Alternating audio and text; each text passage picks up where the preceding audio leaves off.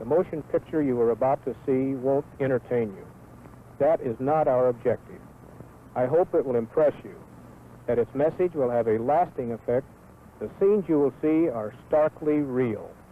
They were filmed by a group of men giving freely of their time and talent, the single purpose of recording the pain and agony. The story is their story.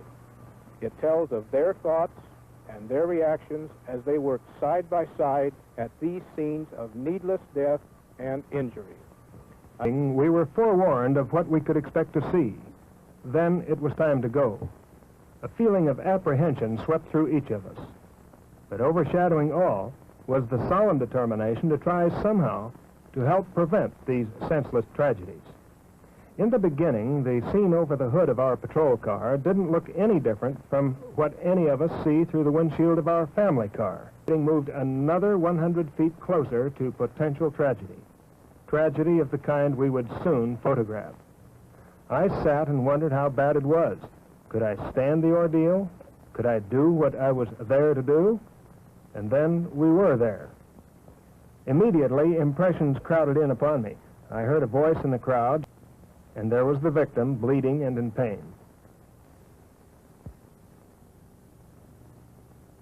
Someone who seemed to know, said she had just had an argument with a friend. And when this happens, it all too often leads to another tragic smash-up.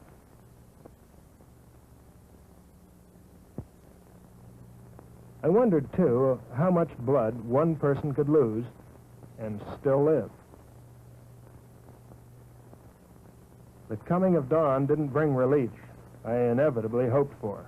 Recollection of the events of the night before were far too vivid.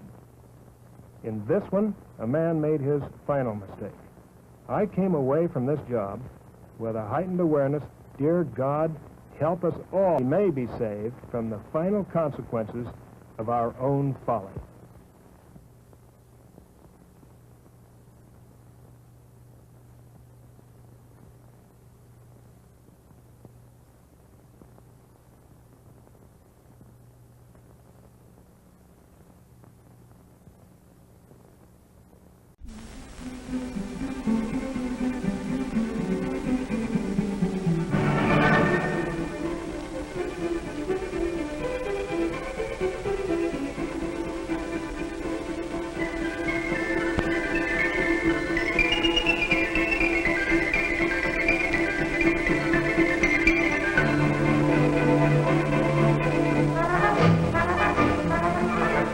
Before men learned how to control fire and put it to work, it was man's greatest enemy.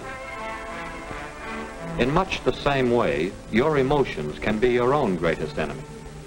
Or, under control, your emotions can make you healthier and happier and improve the lives of people around you. I think of fire in connection with emotions because when you become stirred up, when your emotions control your actions, it affects not only yourself, but the people around you. Psychologists find that control of emotions can be gained by understanding the stimulus-response pattern.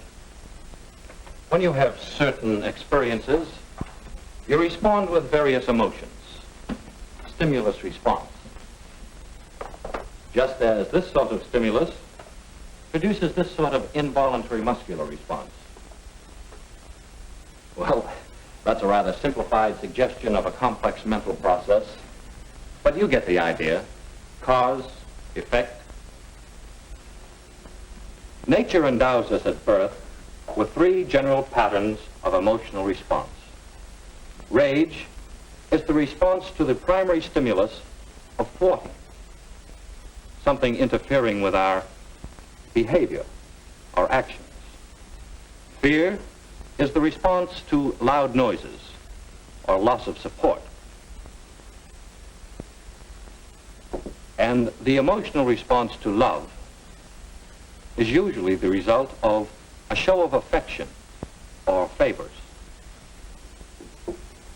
And these seem to be the emotions with which we start life. Then as we grow up, many everyday things and social situations become associated with these primary stimuli, partly by a process called conditioning. And so many things and people cause us to respond emotionally. And in general, that's good. For there are many factors involved in a personality. And a balance of emotions is important to a well-rounded personality. But emotions out of control, well, let's take a look at a slice of everyday life to understand how some stimuli can bring about various emotional responses. What might happen to you